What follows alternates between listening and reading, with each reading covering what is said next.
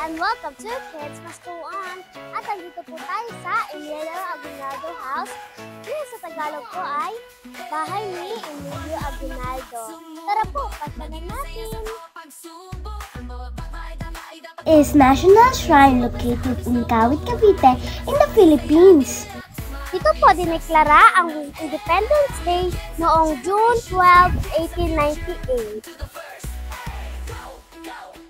Dito pinahayag ni Emilio Aguinaldo ang kalayaan natin laban sa mga Kastila. Nandito tayo sa basement ng bahay ni Emilio Aguinaldo.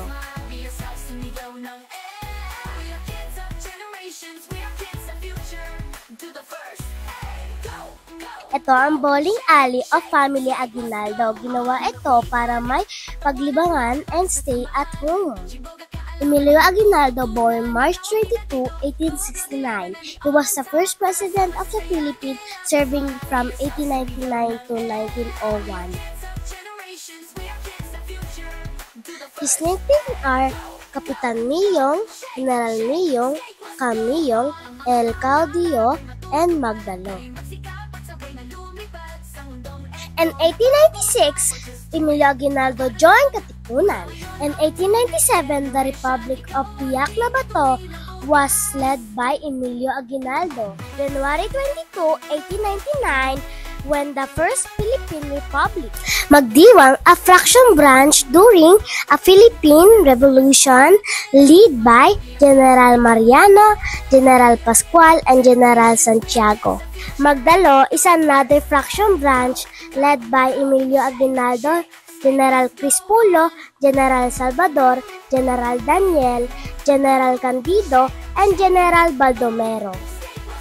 Yan talaga, mga gamit talaga siya ni President Emilio. Tapos lahat ng mga nandyan, donated ni Emilio Aguinaldo sa government. Yung sa lakot, yun yung nakikita mong sombrero sa taas. Yan, ang tawag dyan sa lakot. Alin dyan?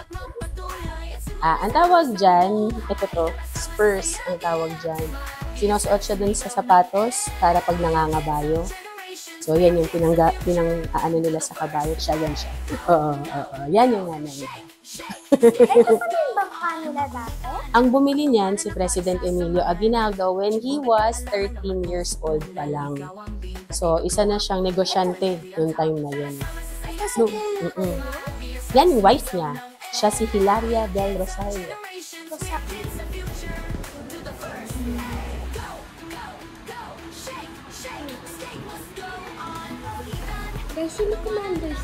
Alam mo ba, sa labanan na ito namatay ang great-grandfather ko, si Kapitan Simeon Alcantara. So, namatay siya alongside General Candido Triatirona. Best friend siya ni General Aguinaldo. Yan. Ito, pinutol yan ng mga Pilipino. Yung bridge niya. Kala mo, sira siya. So, pinutol yan ng mga Pilipino. Actually, kung dadaan sila dyan, nakakover yan kunyari ng soil. Tapos, pagdaan nila dyan, bumagsak sila lahat sa ilog. So, yun yung isang dahilan. Ba't napanalo ng mga Pilipino yung labanan sa Zapote? Ito, yan yung espada ni General Ernesto Aguirre. So, isa siyang Spanish general na nakalaban ni Aguinaldo sa Imus. Tapos, nalaglag siya ni Ernesto Aguirre habang umaatras sila dun sa mga tropa nila Aguinaldo. Ayan, wood. Pag meron kaming bisita na blind, ito yung pinapahawak namin sa kanila. Kasi pag nahawakan nila yan, parang nakita na rin nila kung ano yung nasa loob ng showcase.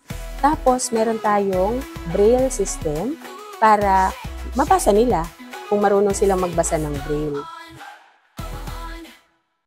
Ito nangyari sa inyo sa Tansa.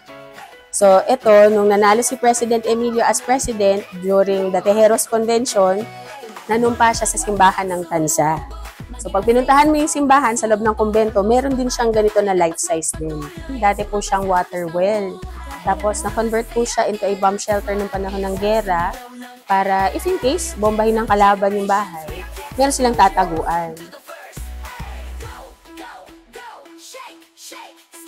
So, ginawa ni Aguinaldo yung design ng flag, tapos ipinatahin niya siya kay Marcela Agoncillo, yung 3 stars. Ano siya? Ay, ang galing! So, yung araw, so yung 8 rays niya, Yan yung sinisimbolo sa 8 probinsya na napasa ilalim sa tinatawag nila noon na martial law. Yung national symbols natin, yung national anthem and flag, so siya yung nakaisip na magpagawa niyan kasi kailangan natin siya para maging republic tayo. So yung exhibit po natin, ang title niya is Mga Sayang Pumilaylay, The Lili Reyes Perez Collection. Pwede na puntahan ko. Ayan, mga actual po siya ng mga baril na ginamit during the war. Espadrille, ang tawag. Yung parang pinaka-sleepers. So po, Yan yung salakot. Isa pang klase ng salakot. ito. Ito, sash niya yan. Presidential sash niya.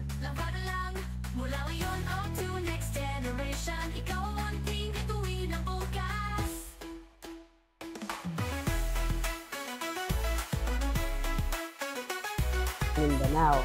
So, si Prinsesa Tarhata ay naging kaklase ng anak ni Emilio na si Carmen.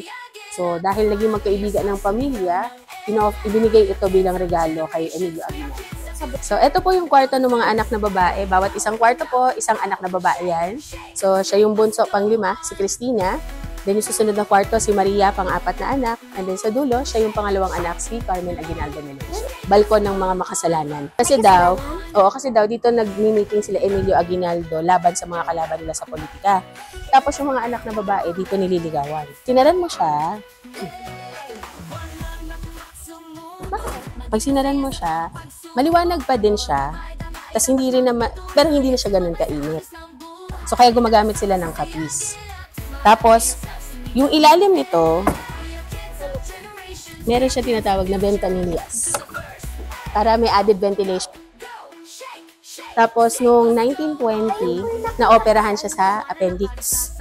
So, may naiwan ng gasa. Ito yung gasa na naiwan sa loob ng tiyan niya.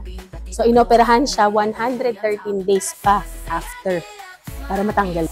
So, ito po yung kwarto ni President Emilio. So, kanina po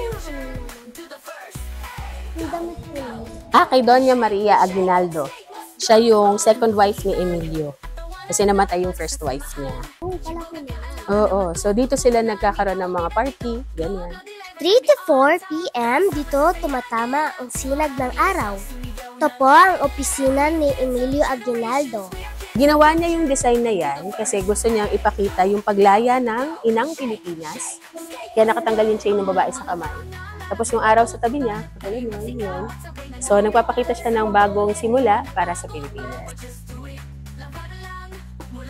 Ito yung formal dining nila. So, pag may bisita sila dito kumakain. So, Ito po ang Philippine map makikita sa dining area.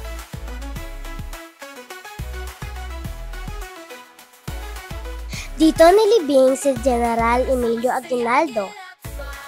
And we have a special guest to see Ate Lynn. Okay naman po. Pakilala ka po, Ate Sandra. Okay. Ako po si Leanne Aldea. Taga Kawit, Cavite po ako. At dito po ako nagtatrabaho sa Aguinaldo Shrine as a museum guide. Ilang years na po kayo nagtatrabaho dito? Naku, medyo matagal na. Medyo nasa 8 years na din ako din nandito sa Aguinaldo Shrine. Nakikita ko po sa TikTok eh. Oo nga. Pag na-search ko po yung Aguinaldo Shrine, nakikita ka po, nakaganyan ka po. Uniform na po ba yan? Ito yung uniform namin sa National Historical Commission of the Philippines. Ano pa po yung mga trabaho nyo before, ano po kayo nagagawin? Naku, medyo madami-dami din kasi medyo may edad na rin si Ate Day eh. Pero, dati, nagtrabaho ako sa isang Japanese firm yung gumagawa ng mga design ng mga bahay ng mga Japanese. Tapos, nagtrabaho na rin ako as call center agent. Tapos, nagtrabaho din ako as tutor kasi pumasok ako sa isang tutorial center before eh.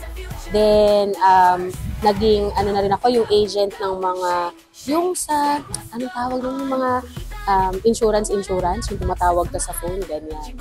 Tapos noon, ayun, naging museum guide na ako dito sa Aguinaldo Shrine. Ano po mga rules dito sa Aguinaldo Shrine? Nako, kasi, alam mo, Anya, ang Aguinaldo Shrine kasi, sa batas natin sa Pilipinas, considered siya bilang sagradong lugar under Presidential Decree number 105. Kasi kami ay nagsisilbing mga libingan ng ating mga bayani at presidente. So, kaya sa loob, hindi tayo pwede masyadong maingay. Kailangan natin irespeto yung nakalibing sa likod na si President Emilio. Tapos, hindi natin maaring hawakan yung ating mga gamit sa loob kasi lahat yan ay mga original halos na gamit ng pamilya Aguinaldo. Iningatan natin yun kasi ayaw natin na masira siya. So, wala na tayong makikita ang ganyan. Tapos, kapag halimbawa, magpipicture kayo, mag-video kayo, dapat hindi kayo gumagamit ng flash. Kasi yung flash, mainit siya na ilaw na pwedeng maka-apekto dun sa ating mga gamit. Tapos, hanggat maaari, no, kapag nasa loob tayo, iwasan din natin yung masyadong malakas yung boses kasi minsan may mga bisita tayo na gusto na tahimik silang nagbabasa. So, para marerespeto din natin yung mga kapwa natin bisita sa loob. Ano po mga natutunan ng mga visitors? Matututunan nila dito pag pumunta. Marami. Kasi yung bahay is part siya ng ating kasaysayan. So, makikita nila dito yung kwento ng buhay ni Aguinaldo. Tapos, ano ba yung mga naging kontribusyon ng bahay sa ating kasaysayan. Shoutout po kay Miss Leia Aldea, napakabait at accommodating. Thanks to all staff!